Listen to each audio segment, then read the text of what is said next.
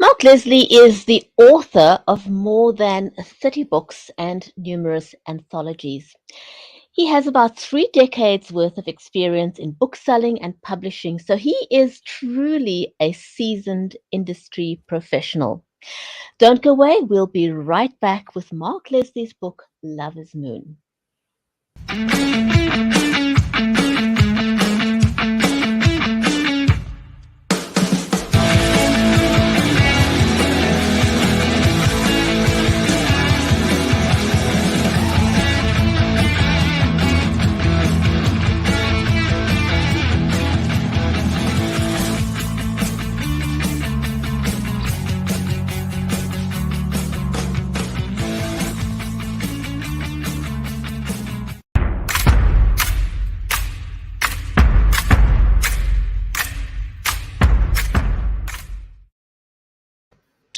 If you've just joined us, welcome. You're watching the Writer's Corner live show.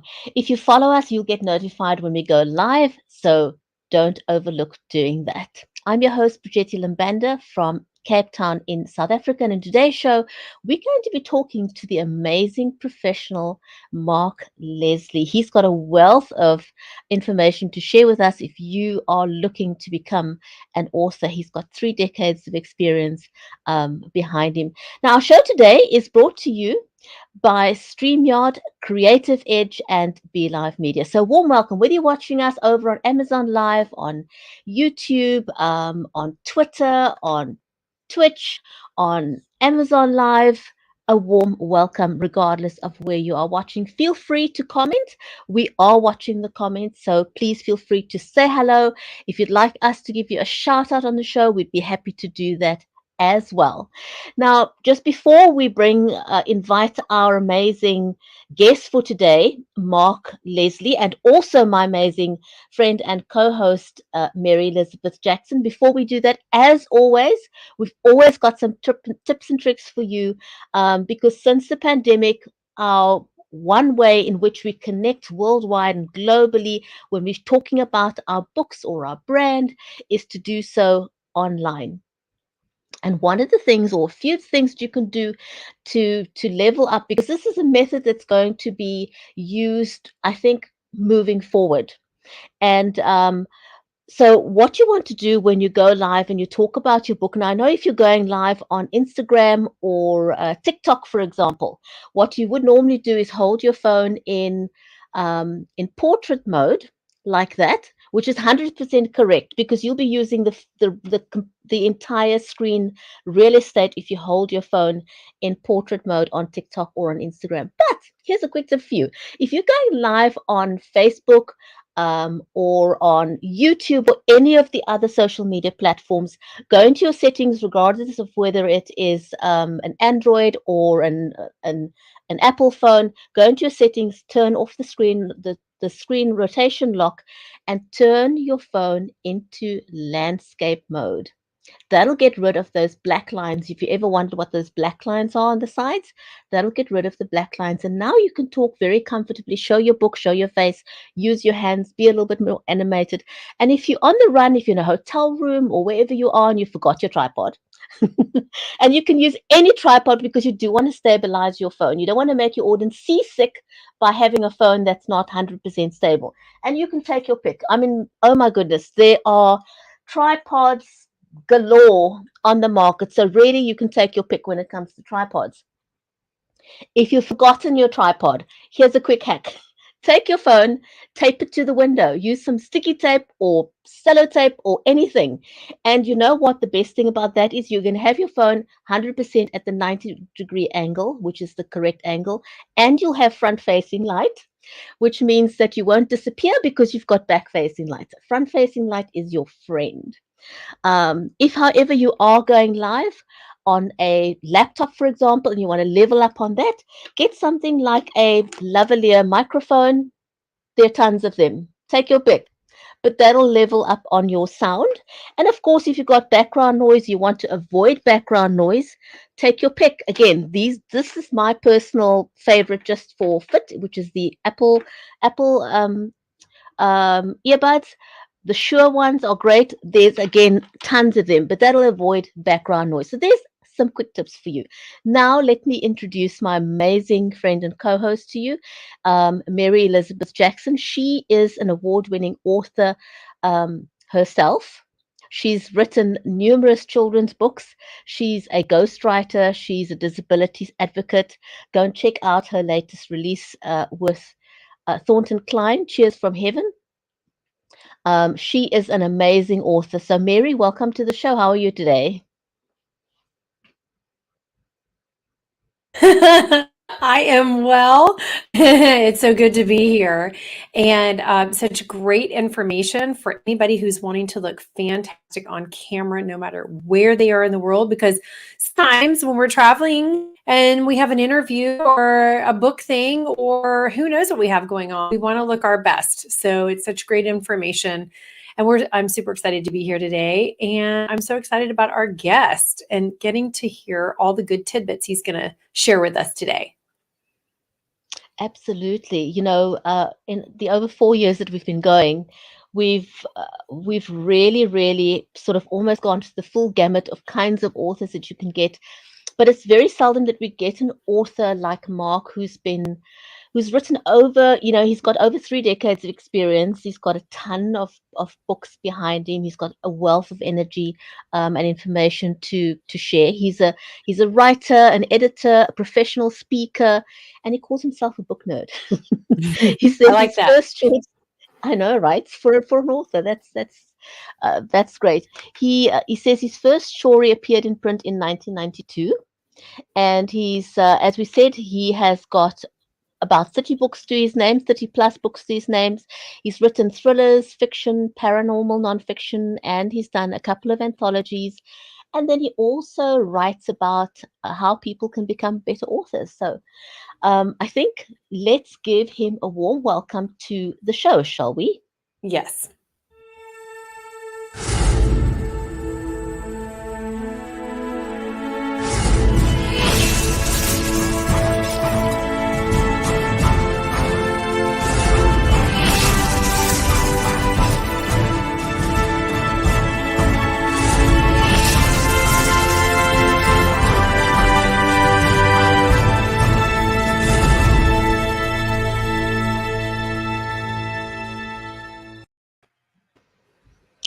Mark, it's fantastic having you on the show. Welcome. It's great to be here. Hi, Thank you buddy. so much. I was Yeah. in the green room scribbling down all that amazing advice you just offered for doing the live video. So I've already got a page of notes. I know, it's really good. We love some of the stuff that we use, and it's so important because you just never know where you're going to be, and so much has moved online. So, Yeah. all right, Brigetti, let's dive right in because we have more questions that we want answers to than time, right? I know, absolutely. Mark, with over 30 books to your name and being the seasoned writer that you are, what is it that you enjoy? You obviously enjoy writing. I think that goes without saying. So what is it about writing that thrills you, that you love it so much? What started your love affair with words and books? I blame my mom who read to me, and I discovered that magic of story and storytelling. And again, it started with oral storytelling, which is probably why I love speaking, because in the same way that when you're in front of an audience and you're talking to them and you can see their reactions, you get that when you do stories. I love doing campfire ghost stories. That's the best. But I think that's the thing I love about the writing life and the things I get to do as a writer are the storytelling, the imagination. Just this morning, I received a note from Facebook from somebody whose daughter had read one of my stories that had been published in a magazine years ago and was still talking about it, years later, and was asking, "Oh, is it available in a book format so I can buy it for her birthday?" And that's the kind of reaction that really makes a writer's day, when you actually hear that a story you wrote resonated with the reader. And that's one of the things I love about it. It's that you put a story out, you put out some characters, you share something, and it inspires an emotional reaction in the listener, the reader, the watcher, the viewer, whatever it is, and that's what drives me every single day. And you're part of promoting that love for literacy, which is such a passion. I know it's a passion of mine. I think it is for most authors. And yeah, what an honor that somebody loved your work so much that it made that difference, and it gives you that validation, you know. So you have a small library. We'll just call it a small library because of all the books that you have.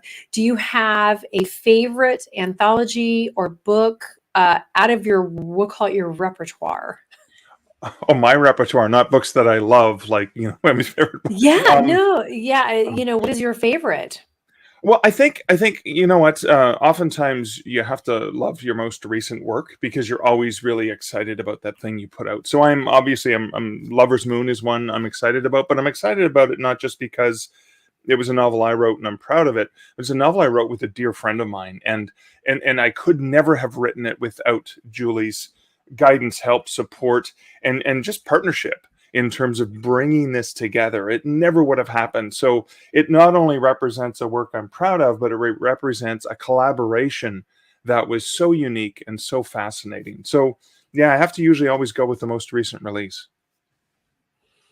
Very good. Mark, I'm going to pick your brain a little bit, because why not? Okay. He's here. Let's do it. Being such an experienced author, as you are, looking back on more than 3 decades of writing, what is the one piece of advice that you would want to give to your younger self as a new author, and to the viewers out there who are thinking about becoming an author? If you could go back, what would you want to tell yourself? I think one of the things, especially because I'm quite a bit older now, and started off, I think I got my first rejection at the age of 15. I am significantly older than that now. I'm 53. So I think one of the things I would tell myself or tell beginning writers is don't give up. There's a lot of adversity in writing. There's a lot of adversity in just getting the story written or the book written. So if you haven't yet finished a work, do everything you can in your power. NaNoWriMo, National Novel Writing, is coming up, which is basically the whole idea is to try to spend at least a little bit of time every day in November writing so you can get 50,000 words by the end of the month. But if you can do 10,000 words or whatever, that's fine. Get that first thing written because that experience, it just gets easier every time you do it. The other thing is you're going to face adversity once you finish the story or book. What do I do with it? What publisher do I send it to? Should I self-publish it? All the work that's involved and entailed, regardless of which publishing path you choose. And it's not going to be easy. It's not going to be easy at all. There's going to be a lot of naysayers. There's going to be a lot of naysaying that you do to yourself. Imposter syndrome never goes away. Am I good enough to share this? Do not give up on yourself. If your dream and your passion is writing and you have a story that you want to share or stories that you want to share or experience you want to write down or a memoir, do not give up on yourself. You need to continually be your biggest fan and you need to push yourself forward even when things get hard, because having been in the industry for so long, I've seen the ups and downs and the highs and lows and the rejections after rejection after rejection after 1-star reviews after all of the things where somebody reads something and does nothing but criticize it. Don't give up on yourself because it's a long road and it's a long, high climb that may take a while, but oh my God, the view is absolutely spectacular, particularly when you wake up one day and you can actually hear from somebody who, you connected with. If your story can change one person's life, inspire them, make their day a little bit better, make them smile, make them feel a little bit scared, whatever it is, emotion you want to invoke in them, that's magic. Oh, yes. I We love love, that. gosh, I know we have energy, Mark, and your enthusiasm and passion. And absolutely, we have to be our biggest cheerleaders always, no matter what the world says. We have to still believe in ourselves. And you have to go in for the long haul for sure. So now I'm going to ask you the who your favorite author is, and did they inspire you to be, with your writing, compel you to be the best writer you could be, or did you kind of come up with your own style on your own? Because I know some people, that's advice that's out there: go read your favorite author, kind of mimic what they're doing. You want to hang out with the people who you want to be like. So Wow, great question. I think I have to list a number of writers who have positively influenced me in so many different ways. So, Stephen King, for one, and it was not his horror, it was the short story The Body, which Stand By Me was based on. That was the first thing that really captured my imagination, that coming of age tale. It's authors like John Irving, it's authors like Canadian horror author Sean Costello, it's authors like Canadian science fiction writer Robert J. Sawyer, it's mystery thriller writers like Michael Connelly. When I think about those, tend to be the authors that I think of, all of the ways that their writing has influenced me and shaped me in so many different ways and inspired me. So, and that's just the tip of the iceberg of the dozens of other writers who have positively influenced me. Almost every single book I pick up, I'm going to learn something new. I'm going to learn either a nuance of how to set up a scene, character development, just different aspects. So it's really difficult for this book nerd who just, and I read voraciously and I read across different genres, but it's really, really difficult me to pinpoint only one author who influences me, because I honestly think that every single book that I pick up, every single word that I read from other authors is going to inform, entertain, and inspire me, and teach me something about writing and about storytelling that's going to just make me a little bit of a better writer every single time I sit down and put pen to paper. Wow, that is just amazing. It's great that you've had such amazing role models. Now, tell us a bit more about Lover's Moon. What inspired the story, and do you have a copy of the book with you? Because if you could hold it up, I'm always curious to know how people came, how that cover came about. So tell us Yeah, a of little bit course. about the book, Lover's Moon. Yeah, so Lover's Moon is the fifth book in my Canadian Werewolf series. Now, the books are meant to be read as standalone, although there is a sequential timeline, so, people who want to read them in order. But what's unique about Lover's Moon is that, so the universe follows the main character of Michael Andrews, like Canadian Werewolf. Michael Andrews is an author who lives in Manhattan, and he happens to be cursed with lycanthropy. So once a month, for about 10 days every month, he turns into a wolf, not a werewolf, not a half man, half wolf. He actually turns into a 6-foot long gray wolf. And he wakes up the next morning with no memory of what he was doing when he was running around on all fours and howling at the moon. And so the whole series came about because I tried to imagine, what would it be like having to live with that side effect, waking up with no knowledge of what you did the night before, completely naked. How do you get home? And so the whole series, it started off with a Canadian werewolf in New York, is a little humorous in terms of following the misadventures of how Michael tries to get home after waking up naked in Battery Park with a bullet hole in his leg and the taste of blood in his mouth, going, what the heck did I do last night? So this follows, the series follows Michael. It's got some humor in it. It's paranormal, urban fantasy adventure. He's a bit of a superhero because as a human, he has side effects. He has enhanced senses, to smell, taste, sound. And he also has a little bit of superhuman strength. And so he uses his powers.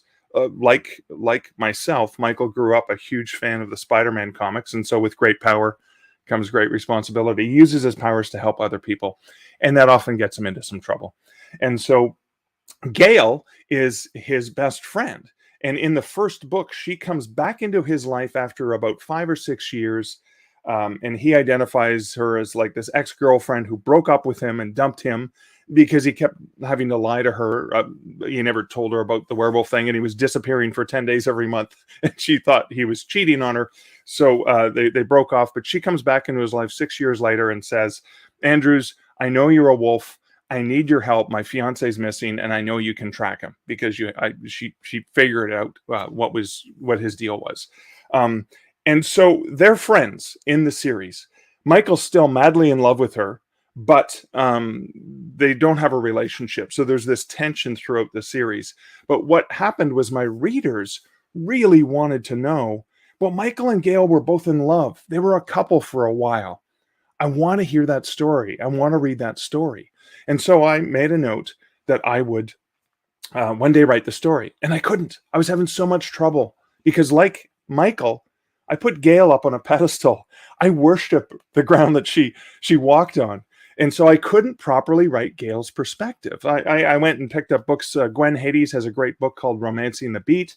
And I read that and I went through the charts and the graphs and I tried to, beat out the story. And I normally don't outline. And I was having trouble. I even, started Gail's chapter, but it was just not right. So my dear friend, Julie Strauss, who is familiar with the series, and I've worked with as an editor too, she is a phenomenal humorous romance writer. I just love her novels. They're absolutely fantastic. And so I pleaded and begged with Julie, do you think you could write Gail's point of view? Because I needed it to be an actual romance story, unlike the rest of the novels, which may have love as a subplot.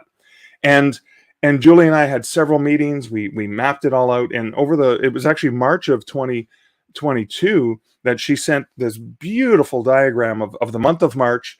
And I was going to write the epilogue, or the prologue, I should say. And then she wrote chapter 1, then I wrote chapter 2, et cetera, et cetera, et cetera. And that's how the writing came together. And oh my God, what a wild ride that was for both of us. That's so cool. I love it. And it's I love your passion about it. And we would love for you to read, if you would do us the honor reading from this book so we can hear more about it. So a bit of the backstory. So Michael is a writer. He's a successful mystery writer, and he's in the process of wanting to write a mystery about the Necronomicon, an occult book that involves a murder related to a sort of really expensive copy of it.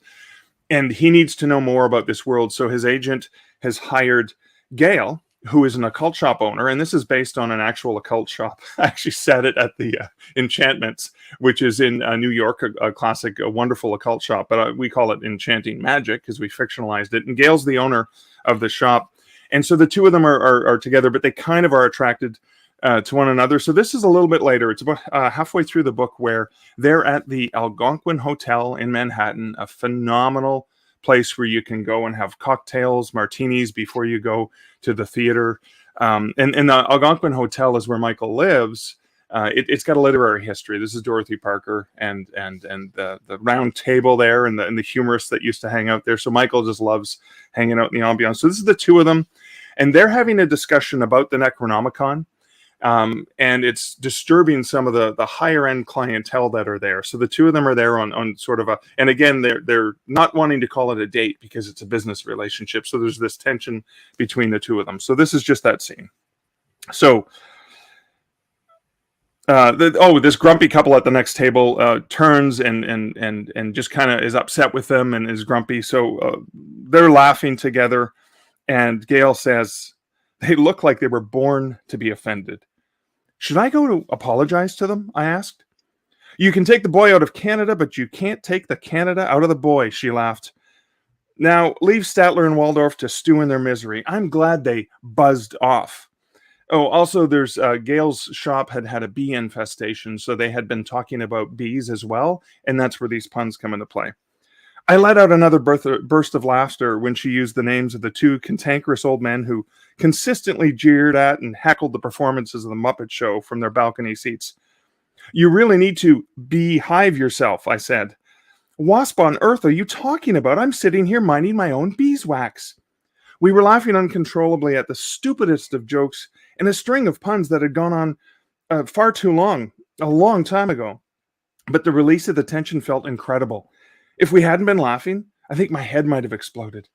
"Okay," I finally said out of breath. "Enough with the bee talk. I think we've combed through all of the sweetest puns by this point."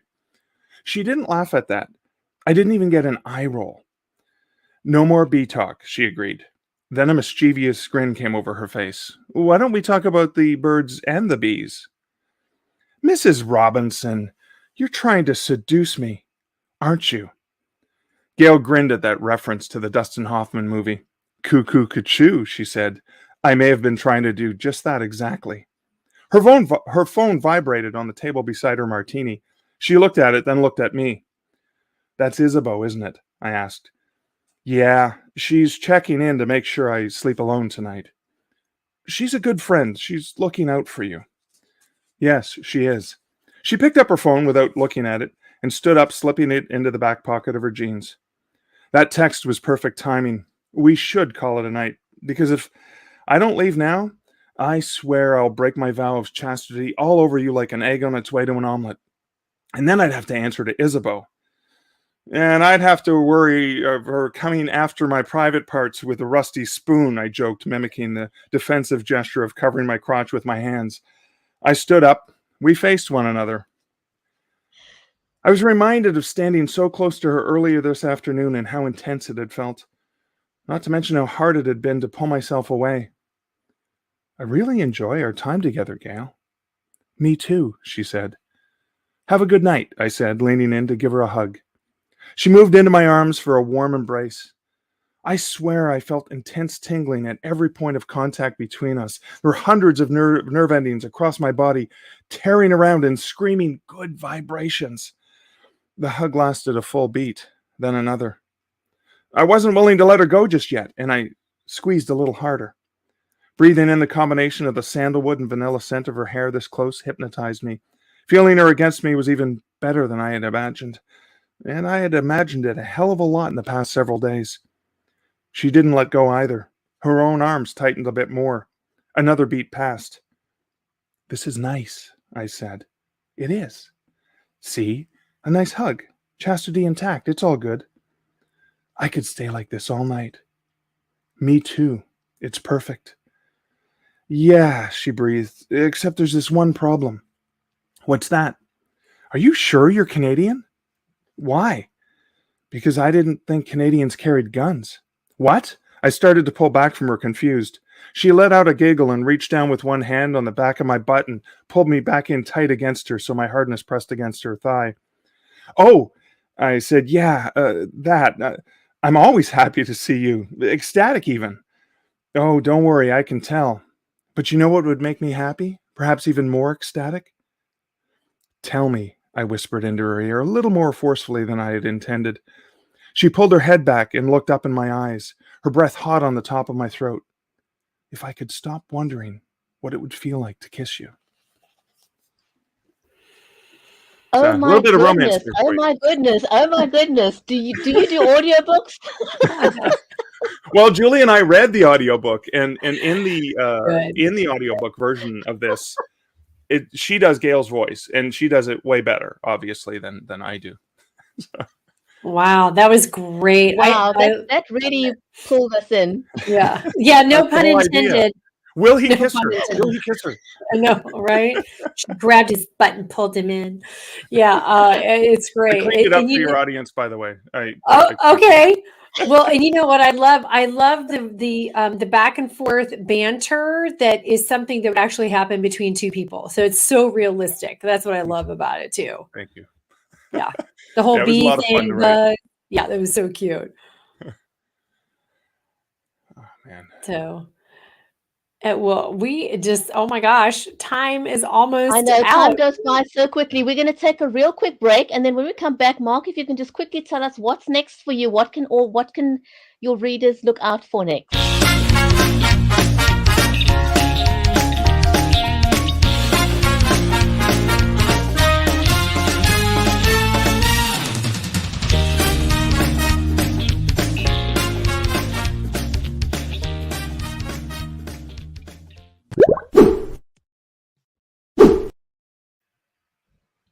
So what's next for you, Mark?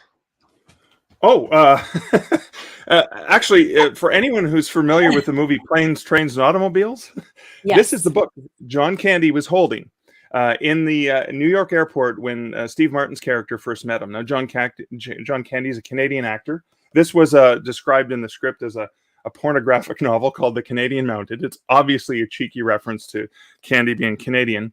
And coming for the 35th anniversary of the movie, which is this Thanksgiving in America, is that book, but it's a trivia book. It's called The Canadian Mounted, and it's trivia all about, I think, one of my favoriteest movies ever.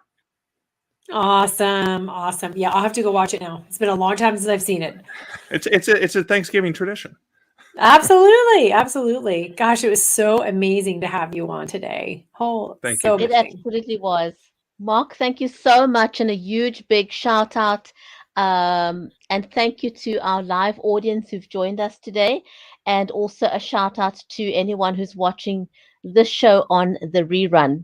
So thank you so much. And we look forward to having you back again soon, because we'd love to have you back for your next book. Thanks, everyone. Stay well, and we'll see you back on the next episode of the Writer's Corner live show.